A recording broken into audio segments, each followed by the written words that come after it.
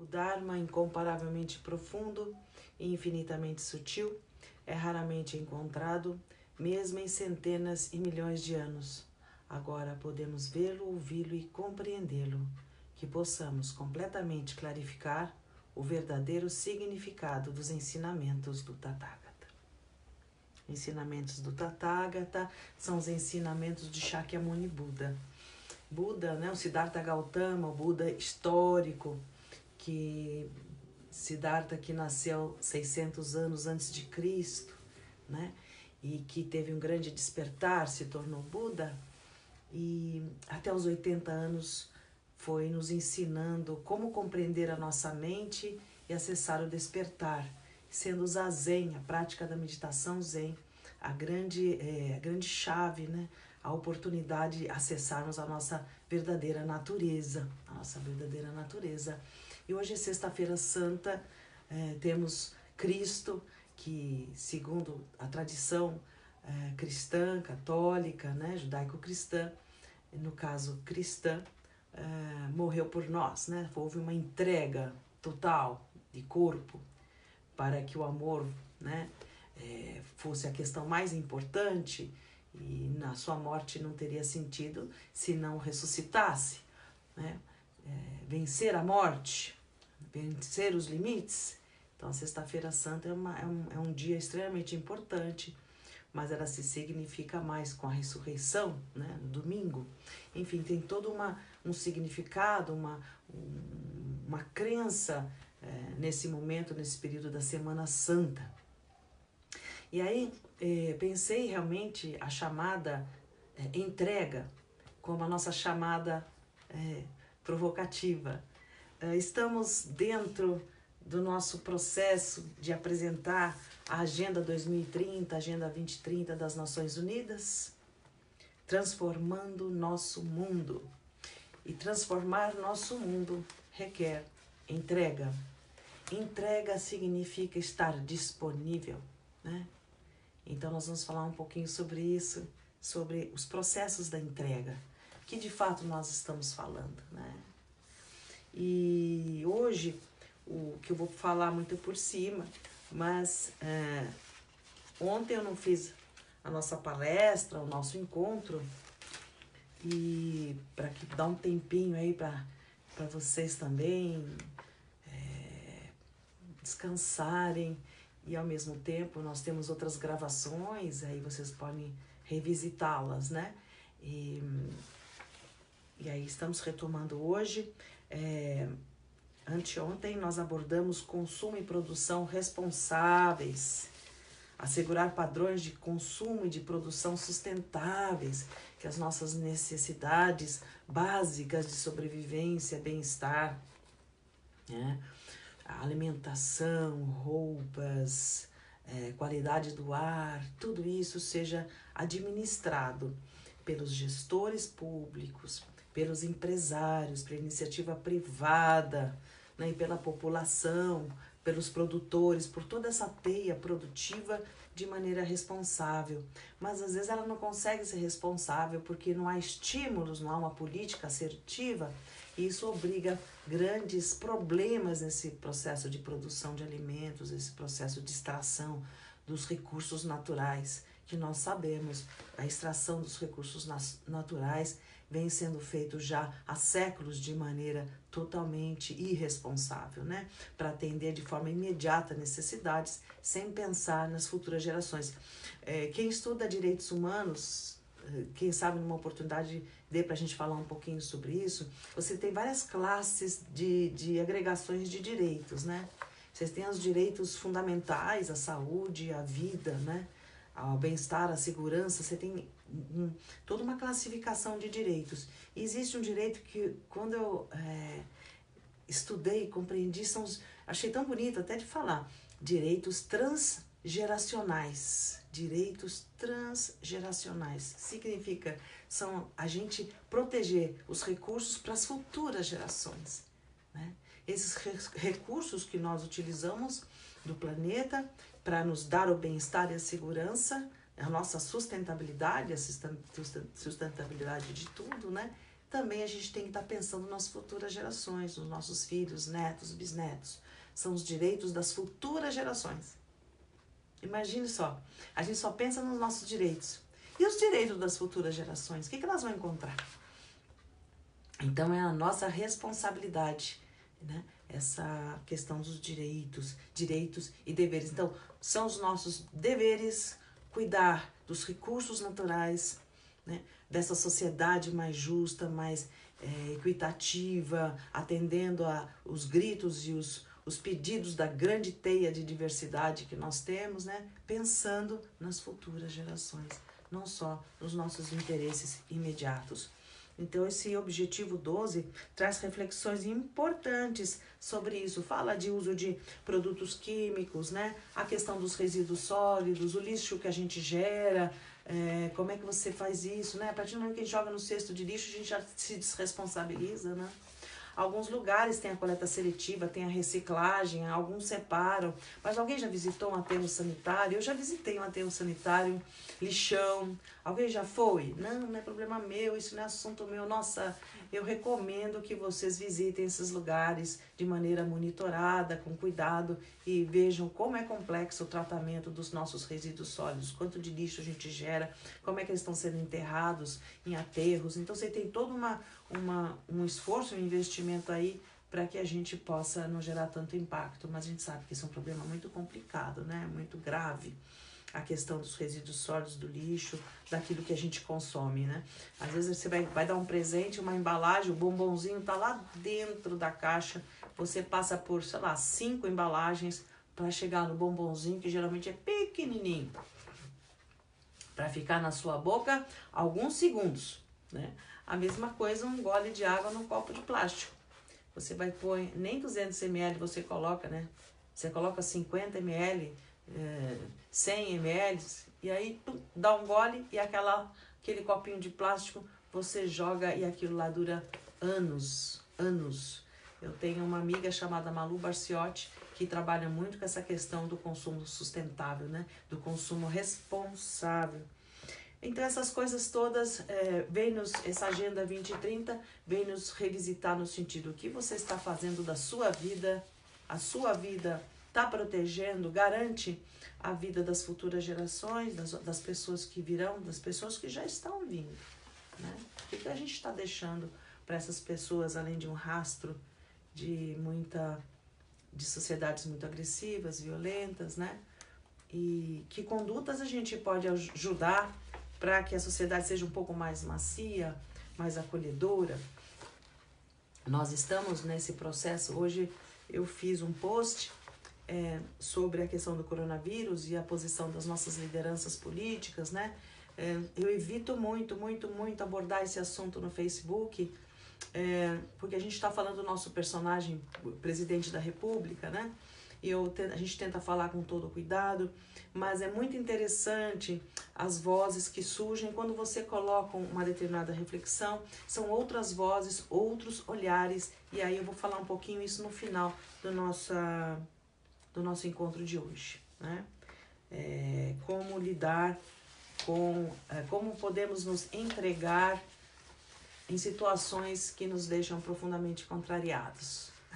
É possível nos entregar a pessoas ou a circunstâncias que a gente se sente totalmente não contemplado ou a gente se fecha? Que tipo de entrega é essa necessária? E daqui a pouco vamos falar sobre isso. E aí foi meu Facebook que começou a ficar bem apimentadinho, né? Então, ao olhar essas pimentas, essas falas, algumas mais agressivas, outras menos, como é que a gente escuta essas falas, né? Como é que eu me entrego a uma escuta, a uma fala que vem sobre outra perspectiva? E é o que a gente está vivendo aqui no Brasil. Então, esse foi o objetivo do dia antes de ontem, e o objetivo de hoje seria também ação contra a mudança climática, a mudança global do clima. A gente sabe que a questão climática tem muitas coisas que independem da gente, mas tem coisas que dependem da gente, né? A questão do degelo na Antártida, no Polo Norte, a quantidade de água que está vindo, o aumento dos oceanos. Nós somos um organismo vivo, o planeta Terra é um organismo vivo. Então, quando você começa a quebrar estruturas ecossistêmicas que, como uma teia, como uma rede, né, sustentam outras causas e condições, você fura uma rede aqui, você corrompe, você rompe uma rede aqui, fica um buraco, ela desequilibra essa rede e a natureza tenta se equilibrar. É maravilhoso como a natureza ela reage em relação a isso no sentido da recuperação, o impulso da recuperação, especialmente nas florestas. As florestas, a floresta amazônica, a Mata Atlântica, ela tem uma força de regeneração muito grande. Mas se você tem um limite dessa força de regeneração, se você derruba muito, impacta muito, essa força de resposta de regeneração fica totalmente comprometida. Essa força fica totalmente comprometida. Então, enquanto ainda há capacidade de resposta, a gente vai indo bem. Mas quando esse ecossistema começa a perder chaves essenciais, chaves estruturantes, porque a gente vai tirando de todos os lados, aí a capacidade de regeneração, a capacidade de resposta começa a ficar comprometida. Então, como é que nós podemos, cada um na sua área de formação, mostrar ao planeta como esse organismo vivo? Se eu amputo um braço, né? Esse braço regenera, algumas pessoas não regeneram e nunca regenera no ser humano, né? Mas você amputa uma árvore, corta um galho, ela começa a nascer um brotinho num lugar dela. Você faz, ela tem essa força regenerativa extremamente natural, é a natureza, ela é assim, né? Mas se eu vou cortando, tirando a terra, mexendo nos rios, eu estou comprometendo essa teia de interrelacionada que se autoajuda, né? Isso é muito importante. Então, esse objetivo, ação contra a mudança global do clima. Puxa, mas é muito longe da minha casa, né? O que é essa mudança global do clima? Que medidas eu tomo localmente, no meu bairro? Vamos reflorestar, vamos colocar árvores, né? Vamos permeabilizar o solo, não vamos ficar pondo asfaltos em que a água não drena, vamos ter mais canteiros, mais jardins para a água escoar, para a água drenar, né? Então, no meu bairro, como é que isso tá? Quantas árvores eu tenho? Como é que é isso, né? Bairros em São Paulo são mais frescos, outros são extremamente quentes porque não tem arborização urbana. Então você tem todo esse jogo. Como é que eu enxergo isso no meu local? E aí como é que eu enxergo isso no regional, no macro? E aí como é que eu vejo o Brasil? Como é que eu vejo a América Latina? Aí você tem esses olhares todos, mas é lógico. A ação ela global, ela é um resultado de ações locais e regionais. Basicamente isso. Quando coloca ação contra a mudança global do clima, está dizendo diretamente mudanças locais, né? Aí diz assim, integrar medidas da mudança do clima nas políticas, estratégias e planejamentos nacionais. Eu digo planejamentos municipais, planejamentos estaduais, né? Melhorar a educação, aumentar a conscientização e a capacidade humana e institucional sobre mitigação, adaptação, redução de impacto e alerta precoce da mudança do clima, né? Então, até na comunidade científica você tem posições assim, não, o clima é assim mesmo, o aquecimento da Terra está previsto, isso já aconteceu milhares e milhares, ou então o esfriamento da Terra aconteceu milhares, tudo isso tem. Mas nós estamos aqui agora, temos quantos anos de vida nesse planeta, né? Hoje a longevidade é muito maior, você tem 90, 100 anos, e o que você faz? Eu tenho 50, 30, 20, né? E vou ter filhos, o que eu posso fazer para contribuir nisso, né? Na nossa parte. Então, esse objetivo é extremamente interessante, tomar medidas urgentes para combater a mudança do clima e seus impactos. E a gente sente mesmo isso, né? No nosso bairro, lugares mais quentes, mais outros áridos, né? Então, por isso é uma reflexão que a Agenda 2030 traz. Em relação ao tema, como é que podemos compreender essa Agenda 2030 se nós não nos entregarmos aos estudos, né? Vocês veem que é um conteúdo que muitos de nós não dominamos. Espero que desses 17 objetivos, um deles você fale, puxa, esse assunto eu tenho muita familiaridade. Puxa, é verdade, eu trabalho com a questão econômica, outro, eu trabalho com a questão de emprego, eu trabalho em relação à diversidade de gênero, eu conheço muito essa problemática. Eu gostaria muito, né, que vocês que estão assistindo tenham esses insights. Então tá, cada um de nós não tem não é uma questão de entender de todos os assuntos, mas daqueles os quais vocês têm maior afinidade, de que forma vocês se entregam ao estudo desses temas. Porque todos esses temas da Agenda 2030, 2030 das Nações Unidas, todas esses temas dizem respeito diretamente à nossa vida. Se não a nossa vida, eu, você, todos nós, a vida das pessoas que nós conhecemos e pessoas que vivem vulnerabilidade. De que forma eu destaco e esse é o objetivo, eu vou me debruçar, eu vou me entregar ao estudo, eu vou querer conhecer, me aprofundar. Quanto mais você se aprofunda em assuntos especialmente que você tem mais facilidade e mais familiaridade, mais você se torna capacitado, mais você se torna autônomo, mais você se torna criativo, mais você se torna feliz em desenvolver esse tema para ajudar as pessoas. E cada tema desse, gente, nós temos exemplos, iniciativas, organizações fazendo.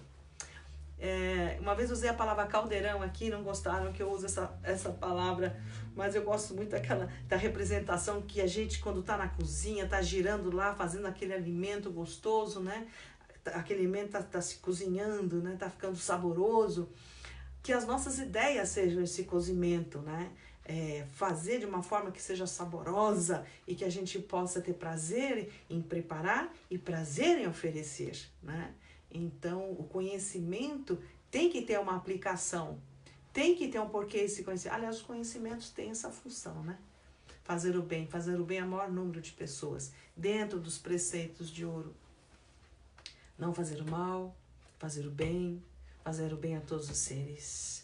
E esse cardápio aqui da Agenda 2030, apresentando a vocês nesses encontros, é para estimular todos nós. De que forma eu penso isso, penso aquilo, de que forma eu penso projetos, iniciativas, né? De que forma eu estudo, me empodero, me aproprio do conhecimento, vou atrás de boas experiências e vou somar. Esse é o objetivo da entrega, né? Uma vida sem entrega é uma vida para quê? Então, aí eu fui um pouco explorar o conceito de entrega, né? Você vai no dicionário, você encontra várias características da palavra entrega.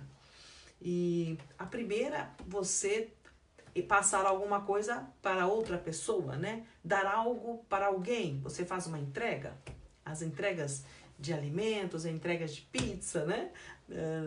Nas casas, nos apartamentos, as entregas de correio, das cartas, né? Essas coisas, você passar um objeto para alguém, né? Também tem a entrega Lava Jato, das delações. Você entrega pessoas, isso vai muito o conceito de entrega como traição. O conceito de entrega também tem isso, dedurar, palavra mais popular, né? Então você entrega alguém, você fez uma coisa não muito correta, assim, né? No sentido do dicionário, você revela alguém, entregar, né? E tem a palavra entrega, que é essa abrangência mais subjetiva, que é da dedicação. Você se entrega para alguém, né? Você se coloca irrestritamente para alguém ou para alguma causa. Então, entregar-se a um objetivo, a alguma causa, né? Então, você tem várias conotações da palavra entrega. Dedicação absoluta, irrestrita e tal, né? Aí, você se entrega ao namorado, à namorada, você se entrega à sua família, você se entrega aos seus filhos. O que é? Você se coloca à disposição, disponível a todos, as pessoas, especialmente as pessoas queridas. A gente faz escolhas, né? Escolhe aquela pessoa querida, né? Deixa eu ver um pouco. Pois é. Pois é, Jesus também foi entregue, né? Estão colocando aqui. Então, a palavra entregar, ela tem várias conotações, né? Agora, quando você vai... eu gosto muito de ver a etimologia da palavra, é uma dica que a gente passa para vocês, porque você vai muito... A gente fica muito falando e a palavra se tornou muito popular. Ela vai criando outros sentidos e as pessoas acham que o sentido da palavra é aquela. Mas não, a palavra originalmente ou vem do latim ou vem do grego, né? Do hebraico, quer dizer, qual é a raiz daquela palavra e a palavra que nós utilizamos, isso é muito importante. Aí, o entregar, eu peguei do latim, né? Tentei ver de outras origens, mas entregar significa em latim integrare. Integrare. Integrare em latim, ato ou efeito de integrar, tornar inteiro, fazer completo. Então, integrare, fazer completo, estar inteiro, o que leva a palavra integração, né? Sinônimo de inclusão, incorporação e união. Então, entregar vem do latim integrare, que significa ser um só, significa estar junto, estar inteiro. Né? Onde está o eu nessa história? Se eu estou inteiro. Onde está o eu? Se eu estou inteiro. Aí eu me inspirei muito, né? Por exemplo, no pintor. Quando o pintor está pintando, existe o pintor e a tela? É lógico que ele se debruçou, ele estudou, ele se entregou a essa prática na sua vida, mas quando ele executa a arte, ele é um só com o que ele faz. A mesma coisa o músico. Quando o músico está executando um instrumento, existe o eu por exemplo, o músico, o violinista e o violino. Quando ele passa o arco na corda, ele é o arco, ele é o som, ele é aquele atrito do arco na corda, né? Quando toca um trompete e tal, toca um violão, quando você está tocando um instrumento, existe um eu. Você está inteiro, você está entregue. Você está entregue naquilo que você está fazendo. Você está inteiro, você é um só. A mesma coisa, gosto muito do exemplo do surfista, sempre uso muito esse exemplo, né? O surfista, sabe, ele domina a arte dele, claro, você precisa ter um conhecimento, mas esse conhecimento, ele fica a tal ponto, tão dentro, tão introjetado, tão incorporado na pessoa, que quando ele entra no mar, pisa na prancha, junto com aquela onda totalmente, né, inesperada, por mais que ele conheça, mas cada onda é diferente uma da outra, ele está inteiro. Ele se entrega, Se ele mostrar qualquer rejeição, não é assim? Se ele ficar com medo, surgiu o eu, insegurança, pufa, cai. Se surgir na hora de tocar um instrumento, surgir aquele eu medroso, erra a nota. Né? Tem outro livro muito legal do arqueiro Zen, é um clássico do Zen, em que você é o arco, você é um único movimento com o arco, você unifica. E no budismo a gente fala unificar corpo-mente. Unificar corpo-mente. Tiramos o E. Corpo-mente unificados. Né? Entregar é isso, entregar a estar presente. Né? Então achei isso muito interessante no que nós estamos nos entregando, né? A gente geralmente se entrega para aquilo que nós temos afinidades. Claro, né? Você não é masoquista de entregar uma coisa que você detesta, que você odeia. Mas, às vezes a vida faz com que você esteja numa rotina. Como é que você vai se entregar a um trabalho que você não gosta de fazer? Você vai boicotando, você vai criando, você não é inteiro, então você produz nada. Veja que sofrimento que é. E a gente sabe que muitas pessoas estão no trabalho e elas não gostam do trabalho. Como é que elas sobrevivem, né? Como é que elas sobrevivem num ambiente que elas não estão gostando, não estão criando afinidade? A questão é, como criar afinidade em um ambiente em que você não está disposto, você não gosta. Como criar? No caso do início de trabalho, veja que oportunidades poderão vir, que o desenvolvimento da afinidade seja por meio da curiosidade, da abertura ao novo. E por coincidência, assim, eu estava lendo aqui o livro de Monja Coen, Zen para Distraídos. Esse livro é muito legal, foram gravações da Rádio Mundial, que foi organizado por Nilo Cruz, né? E é uma preciosidade esse livro, né? Zen para Distraídos. Tem conceitos do budismo aqui e de uma maneira muito simples. Aí, o mundo não é aquilo que você esperava. Estou vendo a hora aqui. O mundo não é aquilo que você esperava, com o qual sonhava, ou aquilo que foi desenhado para você. Ele tem a sua própria maneira de ser, o mundo. Quando saímos do nosso... Aí entra um conceito importante. Quando saímos do nosso eu menor, daquilo que eu projetei, que eu quero, que eu acho que tem que ser, e começamos a perceber a vida. Como a vida é. Perceba, não é o conceito de conformismo, hein? Como é que a vida vem se manifestando para nós. Então, quando começamos a perceber como a vida é, como ela vem se manifestando, como o mundo é, como as pessoas são, então nos tornamos capazes de interagir, criando harmonia e respeito. Interagir, não reagir.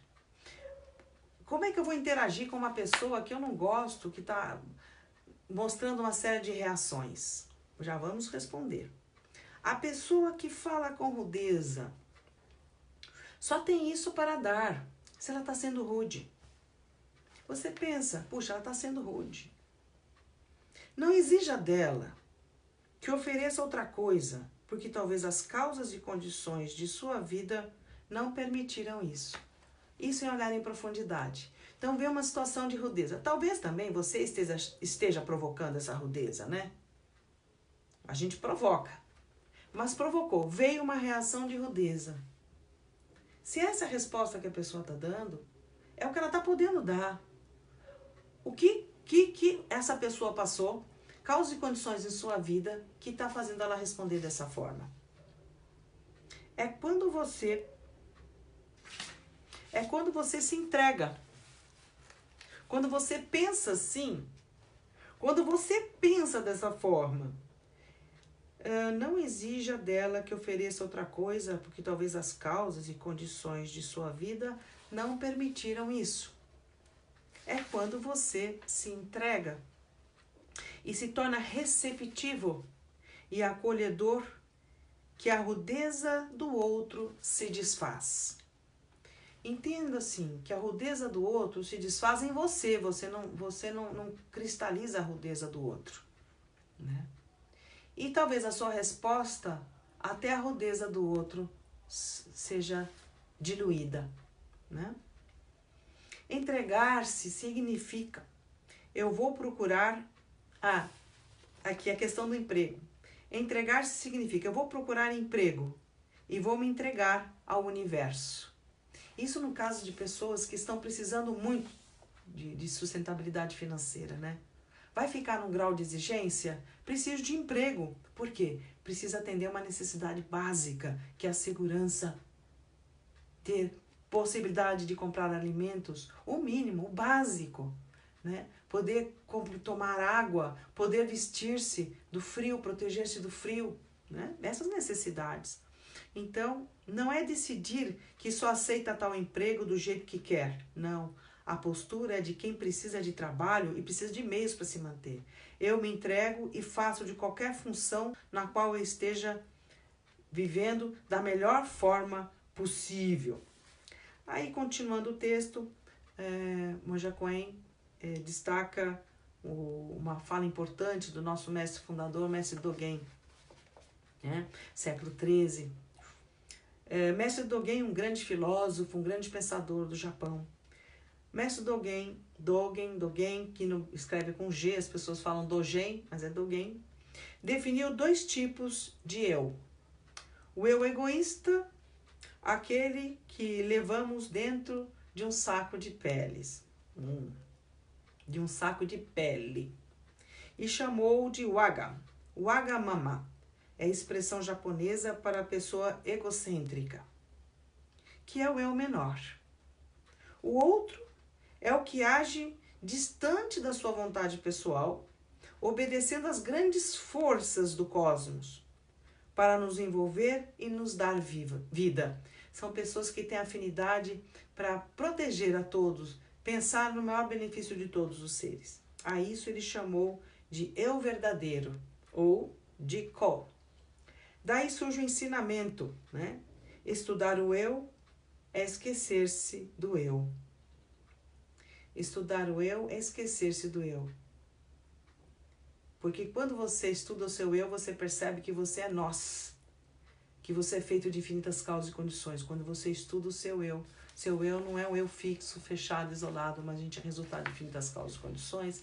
E aquela sensação de pertencimento, de gratidão surge porque dependemos de inúmeras causas e condições. E esse euzinho dilui. E aqui, uma frase interessante que Hiroshi fala, né?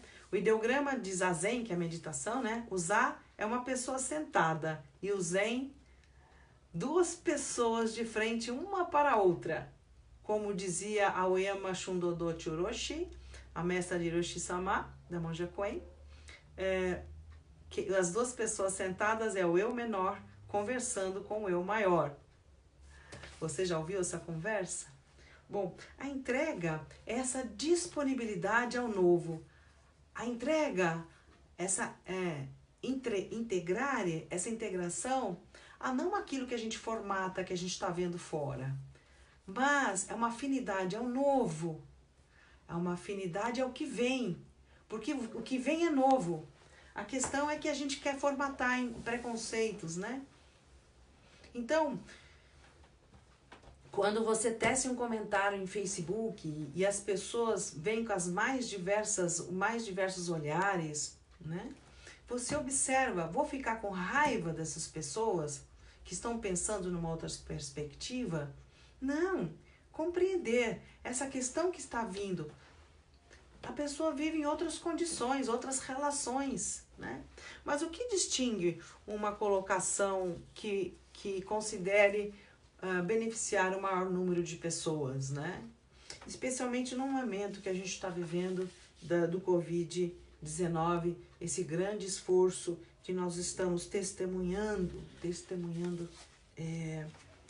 de toda a classe médica, não só médica, a classe política, na liberação dos recursos, decretos sendo instituídos para garantir que pessoas tenham acesso a recursos, leis, quer dizer, a sociedade, toda a estrutura da nossa sociedade está se entregando na busca de soluções e alternativas. É uma entrega para atender o maior número de vidas. Esse é o diapasão, né? Nós não estamos num jogo para, sabe, nós somos num jogo de defesa da vida, né? E nesse jogo, nesse momento de defesa da vida, afinidade, por isso a gente se entrega para aquilo que a gente tem afinidade, né? Mas o Covid, a gente tem afinidade com o Covid? Claro que não. Mas a gente tem afinidade com a vida, com a defesa da vida. Porque nós estamos vendo pessoas morrendo, crianças, jovens, sendo afetados pela Covid. Então, qual é a nossa afinidade? É a nossa subsistência, a nossa sobrevivência, a nossa afinidade. E não provar que eu sou diferente. Não provar que eu não estou nem aí. Não ficar desafiando, sendo que o grande diapasão, a grande orquestração agora é salvar vidas, nos dar segurança. Esse é o momento, enxergar isso em profundidade. Tá, mas eu estou numa situação que eu não tenho nenhuma afinidade. Será que não tem? Desenvolva esse olhar em profundidade. Perceba o que você pode identificar. O outro é um espelho de você mesmo. O outro desafia você mesmo, a você mesma. Então, que olhar que a gente precisa ter para estabelecer essas pontes de afinidade, né?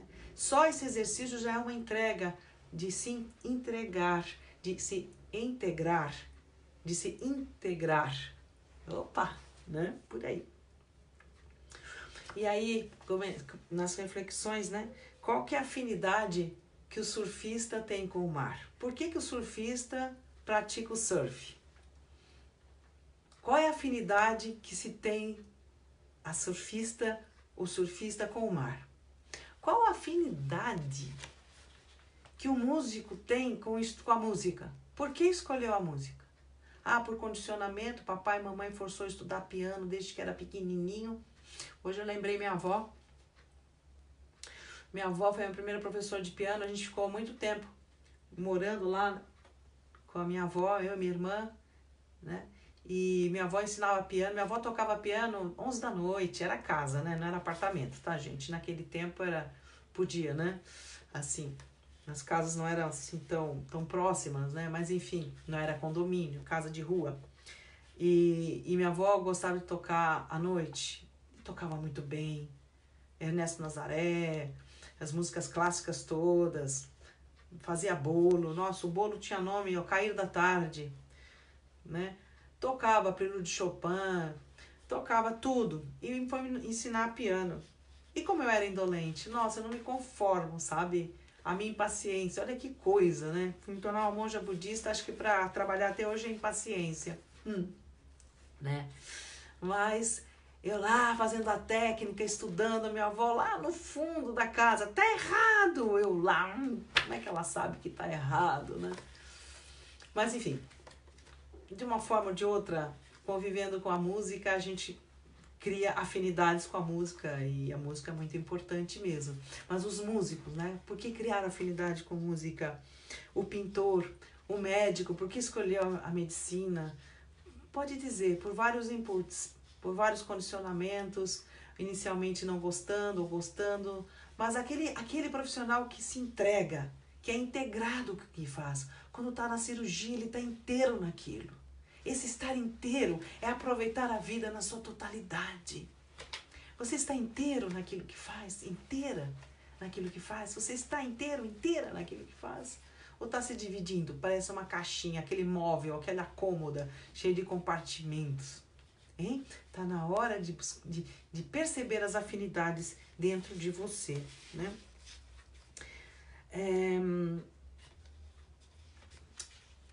Olhar para dentro, embora exista aquela poesia bonita de um monge que fala assim, que o universo é uma joia arredondada onde não há dentro fora. Onde não há dentro fora. Parar de nos separarmos da vida como ela se manifesta, estarmos inteiros nessa vida. O que acontece quando a gente está inteiro? Nós vivemos em contentamento.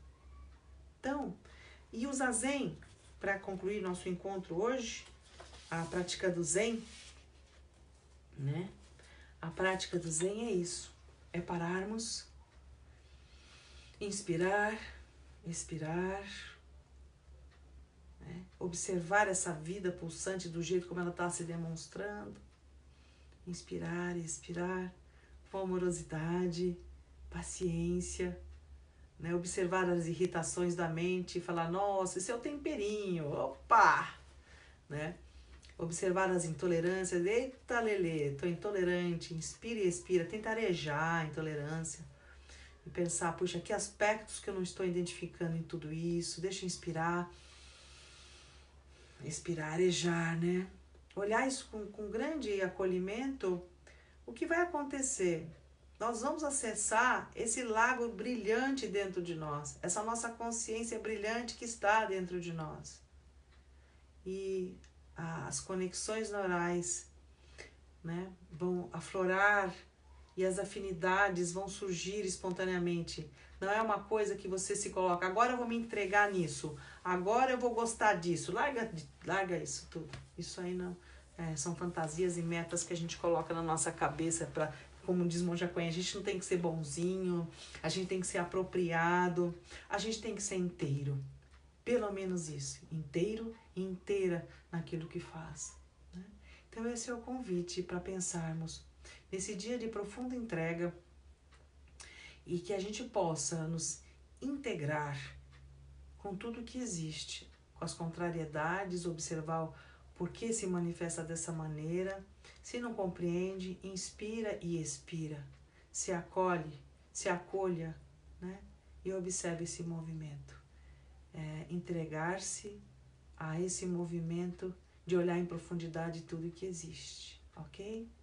Então, cuidemos-nos bem, permaneçamos com tranquilidade, permaneçamos no isolamento social, vamos nos cuidar mutuamente e tentar compreender, porque as pessoas se manifestam de maneiras assim tão contrárias do que a gente pensa que seria a atitude de uma preocupação por um coletivo maior.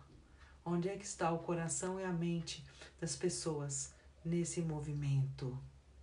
E tentar compreender e trabalharmos meios expedientes de palavras, de preces, para que todos se manifestem no melhor de si mesmos.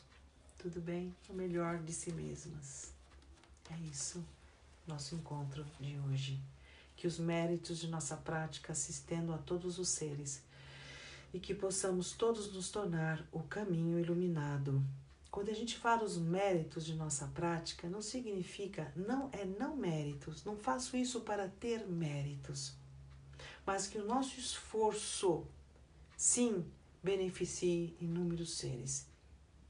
Esse é o nosso compromisso, para termos uma mente clara, brilhante, de sabedoria.